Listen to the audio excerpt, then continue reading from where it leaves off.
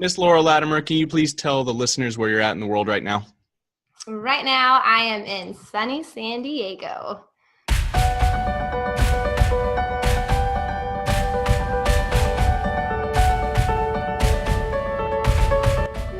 Hello, everyone. Welcome to another episode of the New Medical Nomads Podcast. I'm your host, Dr. Dylan Callier, and today is a very special episode. Today is the annual episode, so the podcast has been running for 1 year. 1 year already, and today I am going to be the interviewee.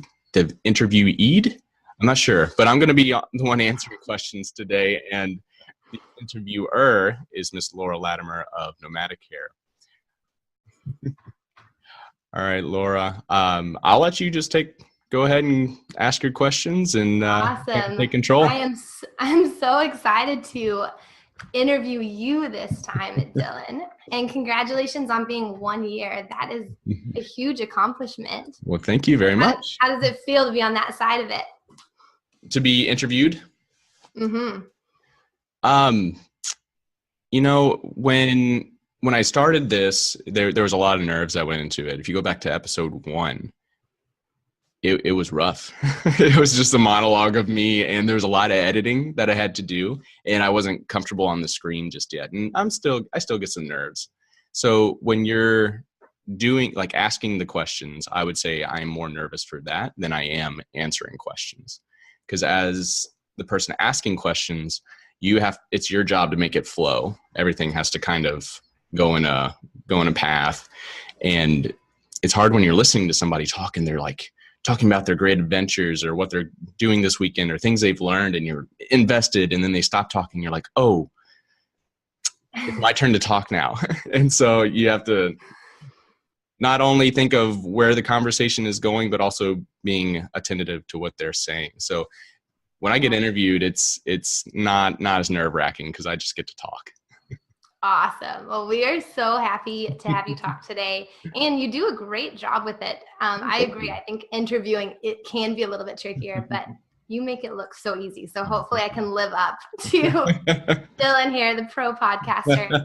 So Dylan, just in case there are people out there that don't really know your background, what's your specialty and how long have you been traveling, and just like kind of that baseline, who is Dylan? Yeah, so I'm a traveling physical therapist. My heart lied in outpatient physical therapy when I graduated, and so I was going to travel straight out of school, and it was this big plan. It was for 3 years. I've been telling my family, this is what I'm going to do. I'm going to graduate. I'm just going to go. And my friend ended up opening up his own business, and he needed somebody to work with him. And so I ended up coming to a fork in the road and decided that travel PT would always be there for me, but an opportunity of getting to start up a clinic would not. And so I ultimately decided to stick with him a little bit less than a year. And then I started travel PT right out of the gates after I got done working with him. So I've been traveling, getting ready for my 3rd assignment currently. But when I started the podcast, I was actually not traveling yet. So I had this itch that I needed to scratch, and there was a lot of questions that I had. So it was a very selfish endeavor. So I would ask people to come on the show, and I'd ask all these questions that I had. And then I was able to learn from that and kind of build and really prepare myself well in order for that first contract. I see. So you started podcasting before you started traveling. Mm-hmm. And the big reason behind it was to learn about the ins and outs of traveling before you started. Yes, absolutely. Yeah. And how did you learn about traveling as an industry in general when you were in PT school? Ooh. So when I started, I found out this whole travel PT thing. I was on a fast track for PT. So we had a 3-year undergrad and then a 3-year graduate schooling type of curriculum. And when I was in my last year of undergrad going into graduate school, I found out this whole thing about travel PT. I got very excited. And so I was trying to find out more information about it, but the only way I could, or the only way I knew how, and especially when I did Google searches, the only thing that popped up were recruitment agencies. And so most of my original questions were answered by recruitment agencies. And obviously, if you're a listener to the show, you know that there's a little bit of a bias there because it's a business. And so there's always a positive spin on things. And not saying that this isn't a positive thing to do, but not everything is as sunshine and rainbows as a recruiter might kind of present it.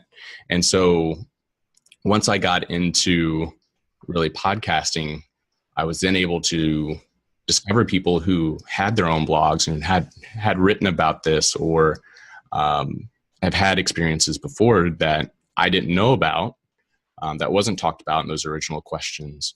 Or maybe there's a different side of it that it was kind of in a gray area that wasn't taught to me. Gotcha. So here's something I'm super curious about, and I bet this is something that's very unique to you. You not only left and traveled, which is a world of moving around, unknown, your new Airbnbs, in situations all the time, but yet you were able to consistently, week after week, put out a podcast, which is amazing habit to get into and then stick with for a year. That's a big deal. And there might be other people out there that have ideas of passion projects, or even something just like working out, while they're traveling or something. How did you, do you have any tips for when you have a passion project, sticking with it for a whole year and doing it week after week? It's really, really great. So I've had projects before that I haven't committed to, but for the podcast, when I started, I was living with my good friend, Brandon, and I was trying to make this decision of whether it was going to be every 2 weeks or every 1 week, because I didn't know if I was going to be able to handle 1 week. And he just kind of called me out on my BS, and he's like, just 1 week, every week you're going to do it. And so he really held me accountable for those first 3 months. And then after that, it just stuck. So I think having somebody hold you accountable, especially at the beginning, is going to be such a big part of developing that habit so that it carries forward. The biggest hurdle I have for every single project is getting started. Same thing when I get started with my day. That's the hardest part of the day, is getting out of bed. And so once I get started with something, I know that I can be consistent with it. It's just the most energy for me comes right at the beginning. And if I can jump that hurdle, I can keep going. Okay. I like that. So step 1, get started, do the first step. Just and do then the damn accountability, do the damn thing. Then accountability, especially at the beginning. Sounds like it worked for you. Yeah. And then is this going to be year 2? Are you still going to do every week? Do we get to see your face again? I'm hoping the habit continues. It's much easier now because now I have my own stories that I can tell. And if I'm short trying to get somebody on the show, because scheduling with travelers is hard. You call them, they're on the road, I'm going to be set up to here in about 2 weeks, and then they don't find housing or something, or they're in between places. And so things happen. And so it's very hard to schedule with travelers. And so now I have the ability to fill in those gaps with my own personal stories and what I'm thinking about. Yes, I love that. Okay, so you started a year ago. You were not traveling yet. Now, here you are. If you could go back in time and tell yourself some tip when you first started traveling that you were surprised about, because you did a lot of research coming into it, but what was still surprising that you didn't hear about before you started traveling? Shoot, I think the one tip I would tell myself, because it's gotten better, and it's been a active process of trying not to be such a perfectionist, because it really takes a toll on your productivity. So getting started, I was trying to get every single thing right. And what I would tell myself is, especially for that first contract, you're going to mess something up, and just accept it. You're just going to find whatever that one thing is that you mess up. Maybe you have multiple things, but just know going in that something's not going to go right, and that's okay. That's to be expected. It's kind of like going in and taking your boards. You're going to come out, you're going to walk out, and you're going to say, I failed. Like, that's just how you feel. And just, if you know that going into it, it makes it so much more manageable. And then after that, it's like, okay, this is normal. And then you go and you play Super Smash Brothers for like 5 hours straight. Is that what you do? Yeah. Oh no, that's what I did for boring. That's awesome. That's a fun fact. I love it. Okay, cool. And then so far, have you been traveling solo, the places you've gone to? Yes, solo traveler. Okay, cool. So how's that been for you? That has been very, very okay with me. I'm an introvert naturally, so my natural zone is kind of being reclusive, gathering my energy. Having a project like this does take quite a few hours to do, so this keeps me busy. And then there's a big long list of books that I'm wanting to read, so that's always got me busy. So I don't ever run out of things in order for me to start feeling like, oh, I'm kind of lonely, or I wish somebody else was here. Not saying that when I go off on those adventures and amazing hikes and I see the big views, that I don't want somebody there to experience that with me. Because when you're there by yourself, you're like, you don't have anybody to talk to about it. So you're just like, this is cool. Like, look at this. Yeah. Yeah. But I was surprised at how easy it is to make friends along the way. In approaching others, like meeting somebody randomly on the hike and just saying, hey, do you have a hiking buddy today, or with a group, or you mind if I stick with you? And people are really open. They allow you to kind of just hang with them. And then with all the Facebook groups out there now, you can make a post saying, oh, I'm going to this area. And then people will post below like, oh, I'm going to be in that area too. So you already have like a friend going into it if you want that. Sometimes people do this because they just want the experience and they want to go to somewhere else if they don't know anyone. And that's awesome. But yeah, friends are easy to come by on the road. And I love that you're introverted and traveling solo. Because I think a lot of people do get nervous about becoming lonely. And especially if maybe they're a little bit more timid when they're first getting started, of how to go up to people. Was it harder at the beginning and it got easier and easier? Or like if let's pretend like you're talking to the introverts right now that are nervous about making friends. What would you say to them? You're going to do much better during those first couple weeks than somebody who claimed themselves as an extrovert would be. Because those first 2 weeks, it's usually slower anyhow. You don't really know anybody yet. So it's a lot more time indoors. So you're going to be comfortable. The more kind of nerve-wracking part for you is going to be actually going out of your way to talk to people, especially in random situations that aren't expected. So it's one thing in the clinic to talk to your patients because that's expected. So there's not that barrier. But when you're out on a hike and somebody's standing next to you and you're not really expected to talk to them, it's a different scenario. And so again, it's just the hardest thing is to first get it started. So just don't think about it to say, hey, how's it going? And then they'll reciprocate. And then after that, it's easy flowing. Another good source is just talking to people at work. Most people are really friendly. And so you just chat with them. And eventually they'll say, oh, we're going out this Friday if you want to join, or oh, we're going for a hike this weekend. Or if they don't invite you, then you can find out something cool and you can invite them. And so that's an easy way to kind of build your circle in that new area that you're in as well. Love it. Great. All right. So tell us, do you have a favorite travel story? Favorite travel story?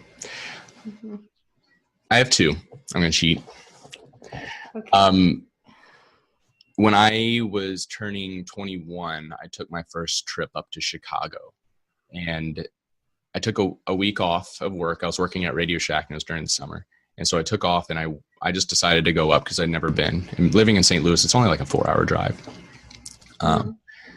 So before, when I was getting ready, I was telling everybody in the St. Louis area, like, oh, I'm going to go up to Chicago. And everybody's like, you're going to go up there by yourself? Don't you know it's dangerous? You're crazy.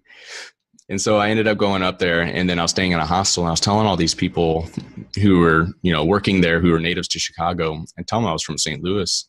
And they're like, oh, wow, you live down in St. Louis? That's so dangerous. You're crazy. And so like you hear about all the negativity first about a place before you hear about the positivity. But kind of similar situation, ended up staying at the hostel, ended up making friends. And there's a photo I have of going to this rooftop bar in the SkyScraper on a Wednesday night when the pier was having fireworks. And so you were able to go just buy a drink. It was very expensive. We all shared a bottle of wine, but it was me, 2 brothers from Mexico, one Canadian, and a girl from Baltimore. And it was just this hodgepodge of people. And that was one of my first kind of real travel experiences.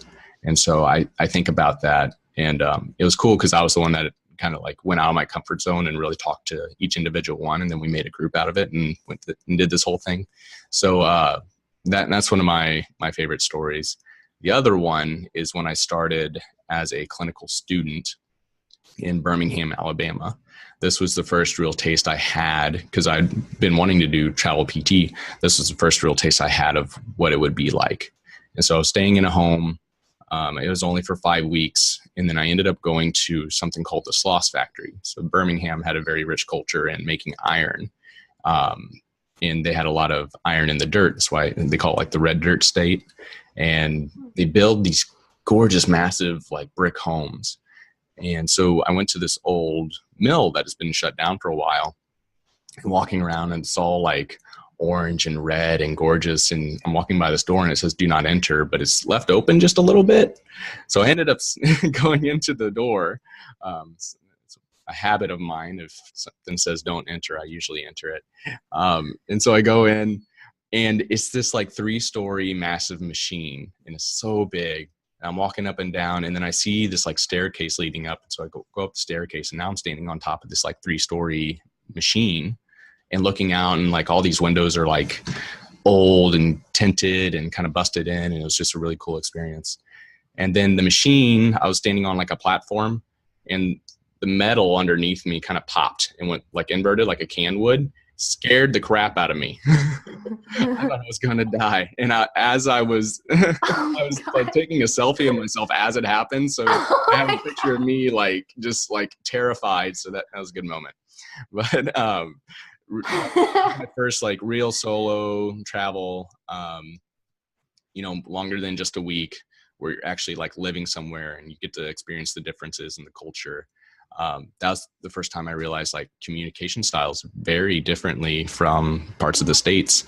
So when I was talking to patients, I was talking my normal like St. Louis way, which is very direct and short. In Alabama, they want you to elaborate. And so if they ask, "Hey, am I doing this exercise correctly?" And I say, "Oh yeah, you're good," and then I walk off, they think I'm mad at them.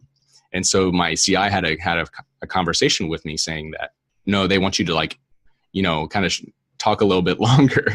And so I had to say, "Oh, yeah, it looks great. Your legs are, in line. You're really activating your glutes here. And then you're doing a good job of not rolling back," which a lot of people do on this exercise. And really going into like just a little bit longer conversation. And then after that, I stopped having, these complaints that I was being abrupt. That is so interesting. That's really true too. I think, where all have you traveled so far? So I only can consider places I've traveled to places I've stayed for longer than a month. Yeah. Okay. So Birmingham, Indiana, like southern part of Indiana. I've been all over Missouri, central Missouri, southern Missouri, St. Louis, and then out here in California. Yeah. Yeah. Those are very different cultures. Sometimes I feel like even going within the United States can be different than. I lived in Australia for a little bit, and I felt like it was similar to Texas. Like going from Texas to Boston, they're like not alike at all. So it's really cool that we get that chance. And is it the same accents between Texas and Australia? The same accents? No, the accents are definitely not the same. Oh, that's great. Okay, so you've been to all these places. You're traveling. This is a question I'm curious about. Personally, I love hearing this answer from travelers. What does the word home mean to you?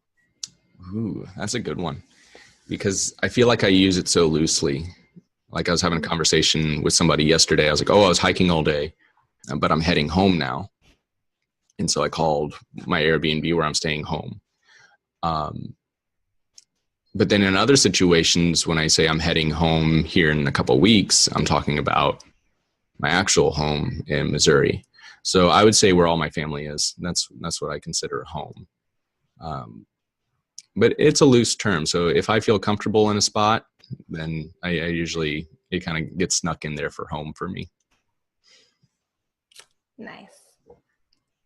All right. So let's say someone came up to you who was thinking about traveling. They're right there on the fence. What do you tell that person? Just do it. Go for it. There's going to be people who say, it's not for you, don't do it, you should wait. Your family's going to say, you realize you're not going to know anybody when you go to that new spot? And you're like, oh my gosh, I'd actually never thought of that. So people are going to be kind of skeptical on it because it's not normal. And once you get into it, you kind of forget it's not normal. This isn't a normal thing that we do. So there are going to be people that say, don't do it. But then if you go back to this podcast, there's 50 episodes of everybody literally telling you to just go for it. And I would listen to the people who have done it themselves. And so if you're on the fence, go for it. Worst case scenario, you're in a new spot for 3 months, you hate it, you come back. You did it for a clinical, you can do it for a short-term contract. You've already done it before. It'll just be, now you're getting paid. And ultimately it comes down to, what problem do you want?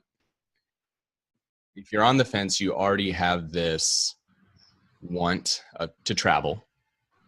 So your choices are either, step outside your comfort zone and do it, or live with that regret. And so which problem do you want? And usually people side on the just go ahead and do it. And you will, 99% of the time, people absolutely enjoy it. So minimal risk, a lot of rewards. So that risk reward ratio is really in your favor. So just go for it. I like that. I've never heard that actually before. What problem that do you kind want? of like, what problem do you want? Because you're going to have one either way. I say that to my patients. So sometimes you have patients that don't want to do their exercises as a physical therapist. Yeah. And sometimes they're not comfortable. And so I tell them, what problem do you want? Do you want to, 2 to 4 weeks of being uncomfortable with these exercises, or do you want to continue to have that limp and not be able to pick up your grandkid? Yeah. Ooh, I like that, Dylan. Nice question. Were you nervous when you started traveling? Was it scary for you? Yes, actually. Yeah. So even though I had planned for 3 years and I had this podcast on it, and you get in your car, so I packed the night before. It was sleeting. It was negative.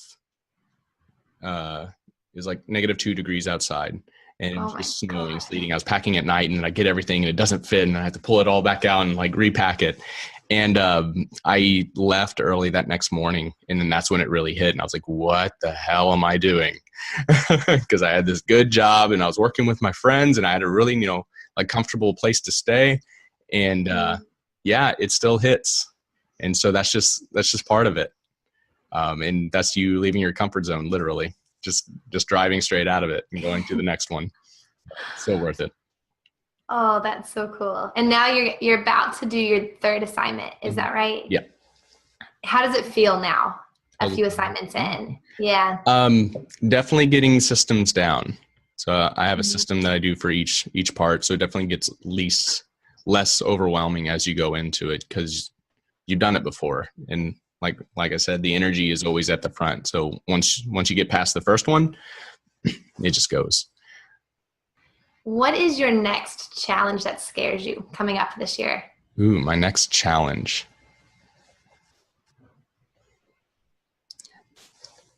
My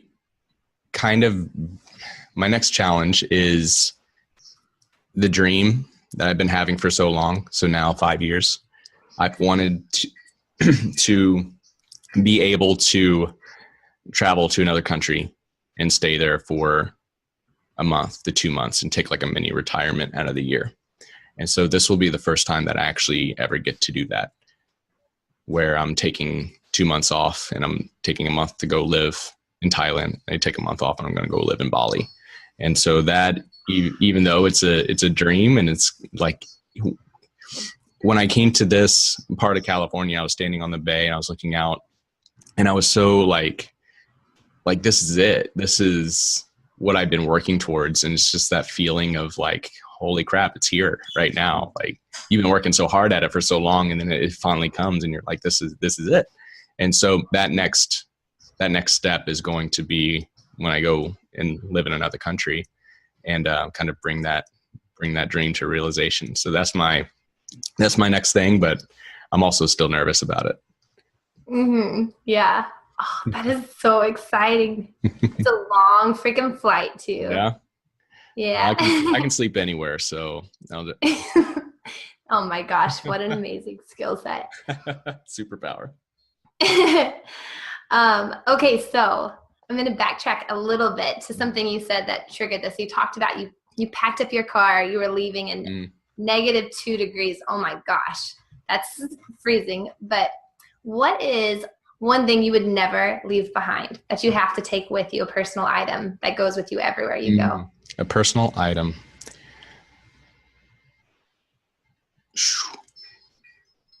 I mean, with everything that I do, like the phone, as like unsexy of an answer that is, I would need the phone because I use it for so much with the show, with contacting people, with the job, like everything. But I also usually always have a book with me, whether that be digital or a physical copy. And outside of that, I don't really have like an item that I'm really emotionally connected to that I travel with. Everything else is kind of back home. Yeah.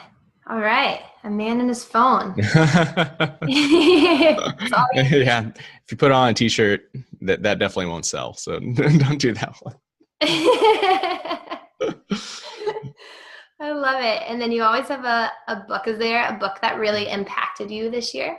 A book that really impacted me this year, because it's pretty fresh into the year. I read a lot of nerdy books, so a lot of science books. So I finally finished one on genetics called The Violinist's Thumb. And I was trying to make this decision of whether I should stop reading those books for enjoyment or just really focus on these types of personal development books so that I can continue to grow and kind of grow out what I'm aiming to do with this podcast and reach more people. But when you go to a different perspective and you take it and you kind of fit it into your life, and there were so many good bits in that book, which is by Sam Keen, who's my favorite science magazine writer, and kind of really getting a bigger picture on things. Like one of the quotes is, what makes us human, what actually makes us a human being separate from apes is about 4% of our DNA, which is very, very minimal. And if you take a look at our DNA versus like a virus, it's 8%. So really you're like twice as much of a virus as you are as a human being. And just like little things like that kind of just really bring perspective into how everything's connected, how we are here on this planet. So that was the most recent one I read that really impacted me. Oh, that is so interesting. All right. You ready for speed round? Let's do it. Get to know Dylan speed round. All right. What is your favorite road trip snack? Road trip snack, beef jerky or turkey jerky. I'll take that back. Turkey jerky. What is your go-to song when you've had a bad day? Ooh, I've been on the entire Hamilton soundtrack for about a year now. I was actually listening to it before I started traveling. So yeah, that's my go-to. If you haven't listened to it, that is definitely up there. Oh, love it. All right. What's your dream destination? Dream destination. Ooh. Dreams change. I was reflecting on this, and it seems like my dreams keep getting bigger. So at first it was like just to go get out of the country. And now it's, I'm going to Thailand and Bali. And then after that, I'm trying to work my way to Antarctica. So we'll start putting that out in the universe and make it happen. I don't know if I have a dream destination. I just have this idea of being, full of experiences and full of stories, so that when I'm 65, I just have this plethora of like stories to entertain people, stories to entertain my grandkids. Awesome. Can you do any tongue twisters? Tongue twisters. Give me an example. Unique New York. Unique New York. You get to say it 5 times fast. Ooh, no, that's not gonna happen. Yeah. One that bothers me is and I think it's because of the Southern in me, but rear wheel drive is very hard to say with all the R's and the W's. Rear wheel drive. Rear wheel drive. Yeah, you know which word drives me crazy is I can't even say it. It's rural. Rural, yeah. Yeah. you gotta. It's like my least favorite word. Oh, I had a speech impediment when I was a kid. I couldn't say my R's. My name is Laura, and so I'd say Lola. Yeah. Those words still get me sometimes. All right, give a shout out to one new friend you made this year while you were traveling. One new friend. Well, Jaime was already on the show. Oh, I've made so many friends. I know. Jesse and Jordan, who are back in Southern California for my first contract. Just a ton of new friends. I love it. All right. I'm going to give you my favorite question. Okay. For the last question. What are you most grateful for in life right now? Most grateful for. I tried the new habit of waking up and thinking of what I was grateful for this morning. And I'm grateful for the amount of freedom that I have currently to where you'd think with travel that you don't know where you're going to be usually in the next month, 2 months. And a lot of people would think that you don't have control over that and that it's very nerve-wracking. But actually, it's not. When you think of it, it's like, well, I don't really know where I'm going to be in a month, but I know it's going to be a place that I choose and it's going to be on my terms. And I am in complete control of saying no. So it's not like you're working for a company or business that says, oh, hey, by the way, you're moving to another city. Or you're not working for military where they say, oh, by the way, you're moving to a different country. Even though I don't know exactly where I'm going to be a month from now, 2 months from now, 3 months from now, 6 months from now, that is all within my control. So I'm a type A personality, and even though there's a lot of unknowns, I still know that it's going to be 100% up to me. And so that's what makes me comfortable. And I feel more comfortable bouncing around every 3 months and not knowing where I'm going to be than I was at my permanent job.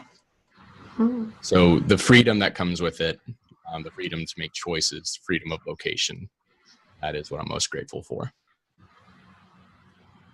Awesome. Is there anything else that you want to share with your listeners about you? About me? Yeah. I'm pretty straightforward on the podcast. Just a big old nerd trying to share stories, get good stories out there, and benefit the listeners. So yeah. If you got a good story. I can say, what's that? If you have a good story, you have something positive to say, reach out to me. We'll get you on the show. Yeah. Well, Dylan, it has been amazing having you this whole year show up week after week, bringing these stories to all of us. And I know I get to hear behind the scenes from a lot of my friends that are travelers, how much they've benefited and been inspired. I know it's a lot of work. It's dedication. And yeah, it's really amazing for the community. So thanks for doing this. Thanks for being your nerdy, amazing, awesome self. And thanks for having me interview you on this 52nd 1 year anniversary. Thank you so much. Yeah, you did good. Yeah. You did great. Awesome interviewing skills. And I know it's a little bit nervous sitting in that seat. So it is. I have 8 million times more respect for being on this side of it. It's not easy interviewing. So funny. Well, listeners, if you want to catch the episode or the next official launch of the episode, you can always go to the new Medical Nomads Podcast on Facebook, the Facebook page. If you have any questions or you want to reach out to Laura or I, you can go to the new Medical Nomads group on Facebook. And if you're watching on YouTube, watching on iTunes, Spotify, thank you so much for following, subscribing, commenting below, hitting the heart button. All the engagement will help this get out to other people that we can benefit, which is ultimately the goal of this podcast. But yeah, Laura, this was fun. Thank you so much. I really appreciate it. Thanks, Dylan. All right. And all the listeners, you guys have safe travels.